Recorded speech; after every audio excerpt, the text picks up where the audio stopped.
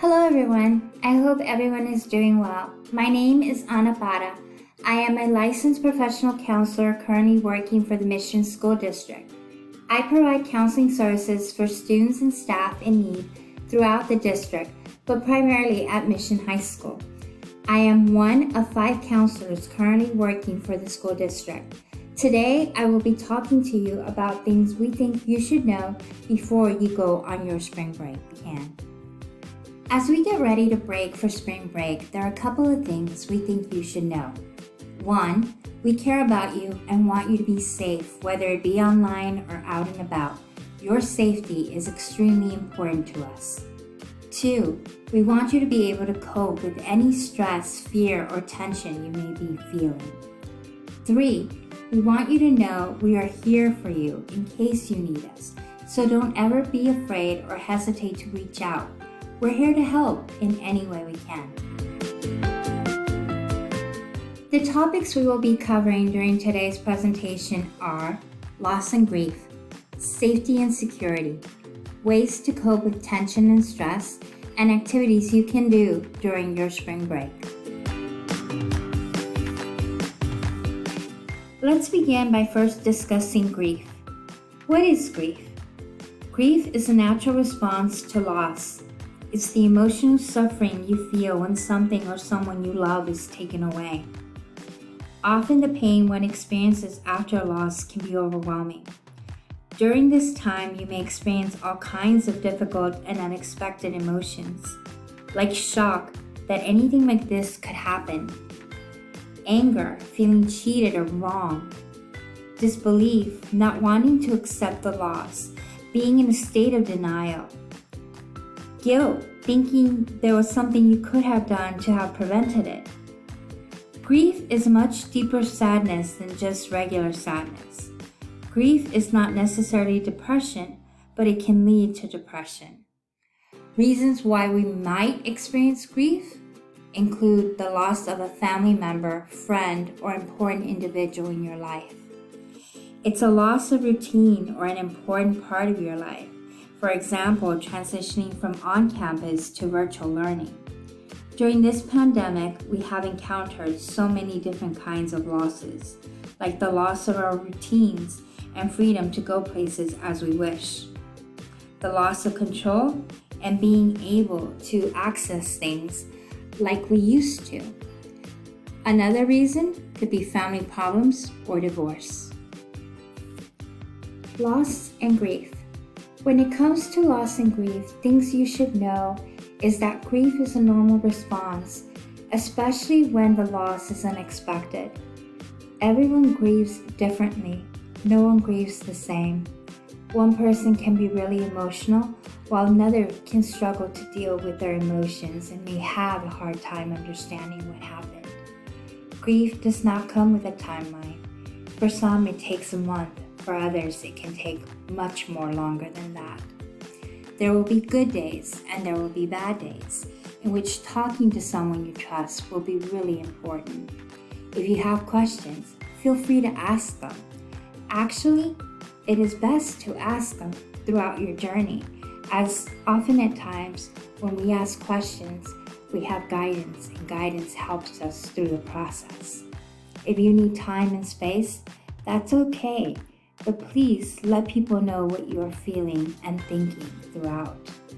Most importantly, if you need help, please reach out. Remember, asking for help is a sign of strength, not weakness. Ways to cope with loss include turning to our family and friends for guidance and support. Having the people we love there for us is really good for us as we feel supported, cared for, and most importantly, we do not feel alone on our journey. Talking about our thoughts and feelings allows us to voice questions, anger, frustrations, and fears we may have, but most importantly, it allows us to voice our needs.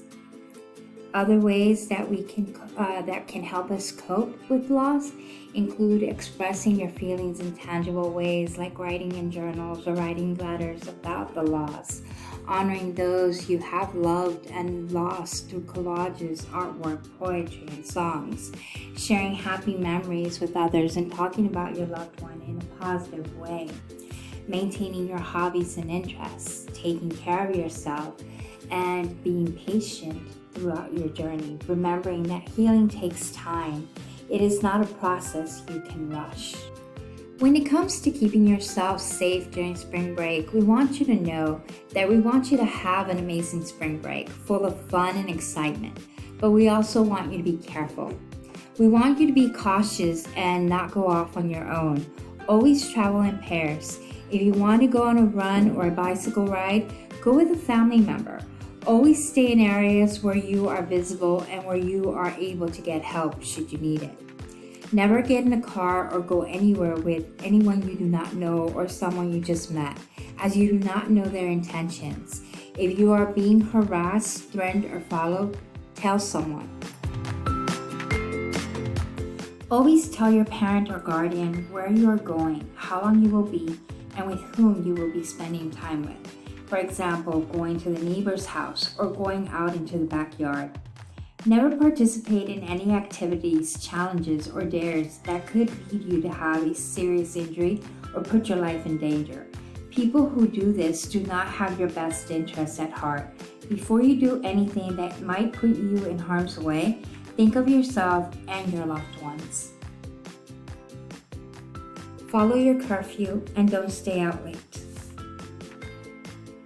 And lastly, continue to follow COVID-19 safety procedures to ensure your and your family's safety, like staying 6 feet apart, wearing your mask, and washing your hands. Online and gaming safety. When surfing the web or gaming, remember the most important thing is your personal safety. Be smart with passwords. Don't share personal information. Tweet wisely. Watch what you said and what is being said to you. Don't befriend strangers. Remember, online, not everyone is who they say they are. Don't send pictures or video chat with strangers. Continuing with online and gaming safety. Don't ever let anyone use your password and don't share accounts. Be aware of your camera at all times. Never agree to meet with anyone you do not know. Don't do anything suggested by people online that could put your life at risk. If you see anything online that you do not like or find upsetting, tell someone. Gaming safety. Block, report, and mute people who troll or bully you during your game. Be careful what you download. Make sure your privacy settings are on at all times. Never enter any private information or share personal information with the people you are gaming with. If anyone becomes aggressive or makes threats during a game, do not engage and let someone know what's going on. Cyberbullying. If you or anyone you know becomes a victim of online bullying, remember, walk away. What you have heard about walking away from a real-life bully works in the virtual world too. Ignoring bullies is the best way to take their power, but it isn't always the easiest thing to do. Resist the urge to retaliate or respond. Walking away or taking a break when you're faced with online bullying gives you some space so you won't be tempted to fire back a response or engage with the bully or bullies. Responding when you're upset can make things worse. Standing up to a bully can be effective sometimes, but it's likely to provoke the person and escalate the situation. Save the evidence. Although it's not a good idea to respond to a bully, it's a good idea to save evidence of the bullying if you can. It can help you prove your case if needed. Block the bully. Most devices have settings that let you electronically block the bully or bullies from sending notes. If you don't know how to do this, ask a friend or an adult who does. And finally, make a report. Social media sites take it seriously when people post cruel or mean stuff or set up fake accounts. If users report abuse, the site administrator may block the bully from using the site in the future. Sometimes people are afraid or are not sure if they're being bullied or not, so they don't do anything about it. If you're being bullied, harassed, or teased in a hurtful way, or know someone who is, you don't have to suffer in silence. In fact, you absolutely should report any upsetting texts, messages, posts, or emails. The first thing to do is tell an adult you trust, such as a counselor, teacher, or parent. We understand it is easier said than done. People who are cyberbullied may feel embarrassed or reluctant to report a bully. Remember, you don't have to go through it alone. It's been quite the year. So much has happened to us. 2020 up until now has been an extremely difficult time for our communities, families, and us individually. For some of us, it has been extremely difficult to work through the tension and stress brought on by some of the things we have experienced in this pandemic. Struggling to find our balance, trying to find our equilibrium and motivation to work through our stress, frustration, and anxiety to be able to complete our daily tasks. Some of the ways we can cope with and work through our tension and stress include doing activities like reading a really good book, going outside and spending time with our furry friends.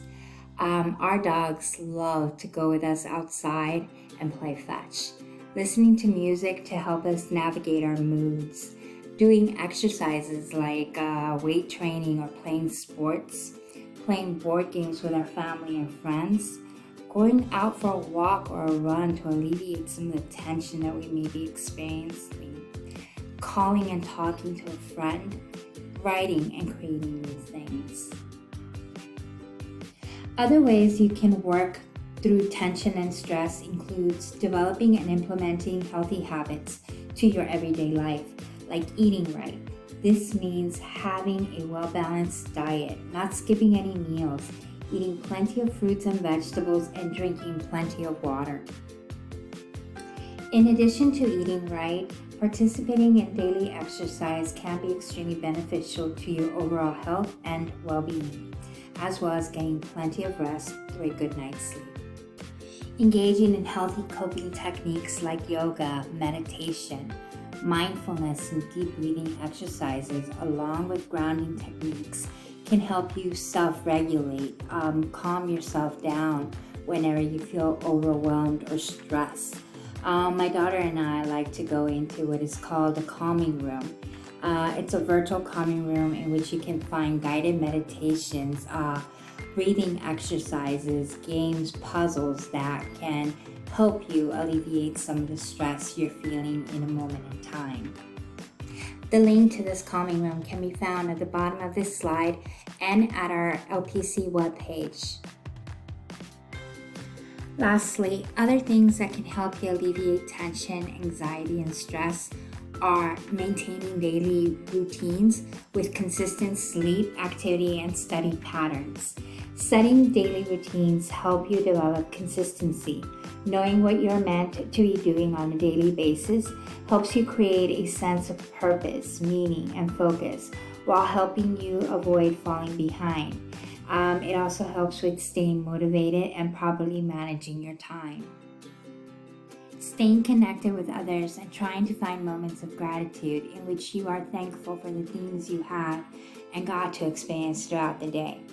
Looking for patterns, becoming aware of situations that make you feel especially worried or anxious to be able to problem solve and develop successful ways to cope through each situation. Limiting the news and social media consumption if you're finding information about COVID-19 is overwhelming or distressing. I know for myself, I had to cut back on the amount of news I was seeing throughout the day because it was affecting my anxiety. So I cut back from watching the news multiple times throughout the day to maybe just once, and that helped me a lot. Being kind to yourself and others, which means being kind to yourself means not judging yourself too harshly for not being perfect.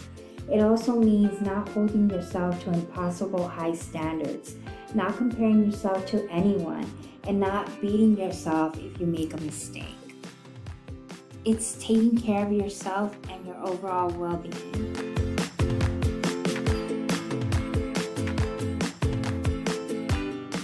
Things to do this spring break. With COVID-19, safety is the most important thing. We want you to have fun and have an amazing spring break. To help you with this, we have come up with a couple of suggestions of activities you and your family might want to try this spring break.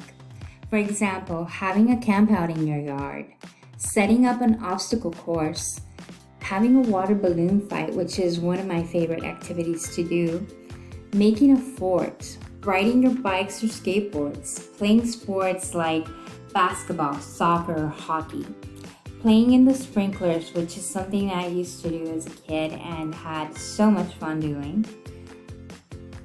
Other activities you might try include creating a comfort box filled with items that you can use when feeling distressed or anxious.